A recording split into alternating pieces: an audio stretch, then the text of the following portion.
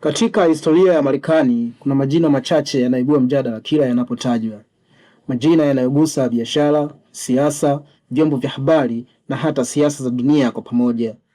Mmoja wa watu hao ni Donald J. Trump, mtu aliyepitia kutoka jiji la New York lenye skyscrapers zinazogusa mawingu hadi ikulu ya White House, kisha kurudi tena kuwa mmoja ya watu wenye ushawishi mkubwa zaidi duniani.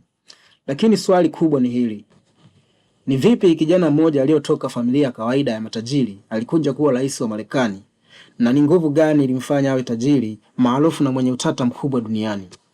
Mazingira ya kuzaliwa na familia. Donald Trump alizaliwa tarehe 14 Juni 1946 katika eneo la Queens, New York City, Marekani. Alizaliwa katika familia ya mfanyabiashara wa majengo Fred Trump, ambaye tayari alikuwa ameanza kujenga utajiri kupitia ujenzi wa nyumba za makazi, yani real estate development. Mama yake Mary Ann MacLeod Trump alikuwa kutoka Scotland na alihamia Marekani akiwa kijana na kukutana na baba yake Trump, Fred Trump.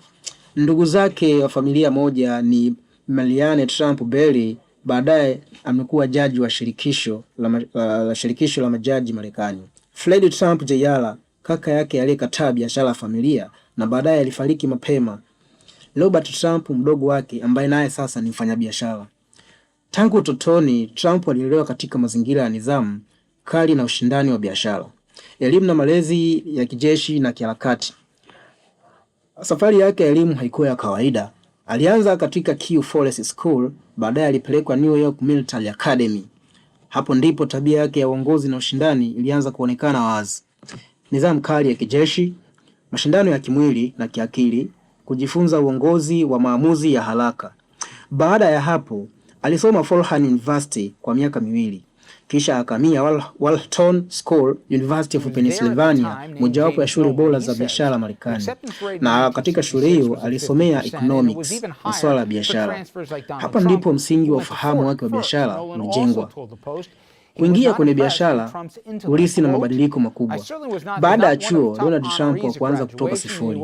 Alijiunga na kampuni ya baba yake iliyokuwa ikiitwa Elizabeth Trump and Son. Lakini utofauti wake ilikuwa moja. Alikuwa na ndoto kubwa kuliko majengo ya Brooklyn. Ndoto yake ilikuwa na kubwa kuliko majengo marefu yaliyoko Brooklyn. Amazing. Mabadiliko makubwa aliyoyafanya baada ya kuingia katika kampuni ya baba yake, alibadilisha jina kuwa The Trump Organization, akaanza kuhamia Manhattan, mahali ambapo ni moyo wa biashara ya Marekani. Akaanza kujenga majengo makubwa, skyscrapers, akaingia kwenye hoteli, kasino na mali isiyohamishika, real estate. Miradi mkubwa iliyomfanya ajulikane. Trump Tower, New York, hii ni alama ya mafanikio yake, yenye hoteli za kifahari, kasino za Atlantic City, viwanja vya golf courses, biashara za chapa, branding and licensing. Utajiri wake na nguvu ya kiuchumi. Utajiri wa Donald Trump umekuwa ukibadilika kulingana na mali, madeni na masoko. Makadirio ya kawaida, utajiri wake unakadiriwa kufikia dola bilioni 5 za Marekani, ambapo kwa hela ya Tanzania ni sawa na trilioni 12. Lakini nguvu yake haiko tu kwenye fedha. Ipo kwenye brand yake binafsi, jinsi anavyotambulika duniani kupitia jina lake, ushawishi wa media, jinsi mitandao ya kijamii na vyombo vya habari vinavyomtaja na kumuonyesha, na uwezo wa kujitangaza. Umaarufu na media. Trump hakujijenga tu kama mfanyabiashara, alijijenga kama brand ya dunia kupitia vitu vifuatavyo: vipindi vya TV kama The Apprentice, mitandao ya habari, kauli zake za moja kwa moja zisizo na filter. Amekuwa ni mtu akiwa ni mtu ambaye yuko direct sana katika usemi wake au katika maamuzi yake anayoyafanya. Kauli yake maarufu inakwenda kwa "you are fired", yani maana yake umefukuzwa. Ilimfanya kuwa mtu wa kila nyumba Marekani. Alijijengea umaarufu kutokana na umaarufu wa mitandao ya kijamii na kuzungumzwa kila kona katika taifa hilo. Kuingia katika siasa na kutengeneza mabadiliko ya kihistoria. Kwa miaka mingi, Trump alikuwa akionekana kama mfanyabiashara tu, lakini mwaka 2015 alitangaza kugombea urais. Alipigana kampeni yenye misemo mikali. Msemo wake mkubwa unaokumbukwa ulikuwa ni "Make America Great Again", kudhibiti uhamiaji. Aliweza kuweka sera ya kwamba yeye atadhibiti watu wanaoingia Marekani ovyo ovyo na kulinda ajira za Marekani. Iwe ni faida kwa ajili ya watu wa Marekani na sio watu wanaokuja kutoka nje.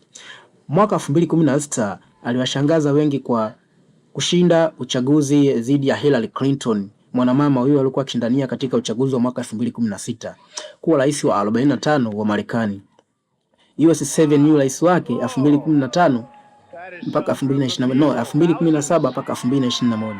Katika kipindi chake Donald Trump alilenga cha kwanza uchumi, kupunguza kodi, kuweza kurahisisha biashara ziweze kuwa zinaenda kwa usahihi na kwa haraka zaidi, kuongeza ajira za ndani kwa ajili ya watu wa Marekani. Sera za nje, America First. Alihitaji kuweka kipaumbele Marekani iwe ni kipaumbele katika mambo mengi ya kibiashara na kiuchumi duniani. Mabadiliko ya mikataba ya biashara, uhamiaji, kudhibiti mipaka ya Marekani, utata na mjadala. Uongozi wake uliambatana na migawanyiko ya kisiasa, mjadala mkubwa kwenye media, maamuzi yenye mashabiki na wapinzani. Lakini licha ya yote, alibaki kuwa mtu mwenye ushawishi mkubwa sana duniani. Hitimisho, ulisi wake. Safari ya Donald Trump ni ya kipekee, kutoka Queens kupitia majengo ya New York hadi ofisi ya rais wa Marekani. Ni hadithi ya ujasiri wa kibiashara, branding ya binafsi na nguvu ya siasa za kisasa. Lakini swali linabaki, je, Donald Trump ni ishara ya mafanikio ya ndoto ya Marekani au ni mfano wa mabadiliko ya siasa za dunia zinazoendelea kuwa tata zaidi? Na asante kwa kunisikiliza. This is Hispani Infos and I'm Shebi Skills. Please kumbuka kusubscribe, comment na kushare. Asante kwa kunisikiliza.